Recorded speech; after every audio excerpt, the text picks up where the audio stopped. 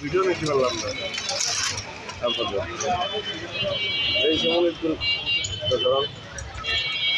পবিত্র রমজান মাস উপলক্ষে আমাদের জাতীয় ভোক্তা অধিকার সংরক্ষণ দপ্তর, সেই সাথে আমাদের বাংলাদেশ সেনাবাহিনী, বাংলাদেশ পুলিশ বাহিনী এবং আমাদের টাস্কফোর্স কমিটি, আমরা এই রোজার মাস উপলক্ষে নিত্যপণ্যের বাজার মনিটরিংয়ে এসেছি।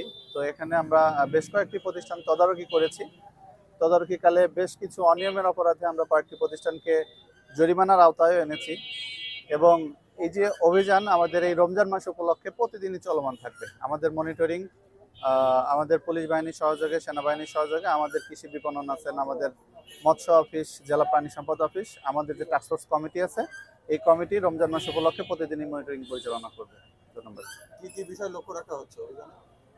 বিশেষ করে আমাদের এই রমজানের যে পণ্যগুলা বেশি ব্যবহৃত হয়, তেল, ছোলা, চিনি বা খেজুর, এই ধরনের ভোগ্যপণ্য যেগুলো আমাদের রমজান মাস আসলে দাম বাড়ার প্রবণতাটা বেশি থাকে, সেই পণ্যগুলোর উপরে আমরা স্পেসিফিক জোর দিয়ে এই অভিযানগুলো আমরা পরিচালনা করছি, যাতে এই রমজানে পণ্যগুলোর মূল্য একটু স্থিতিশীল বা সহনীয় পর্যায়ে রাখা যায়।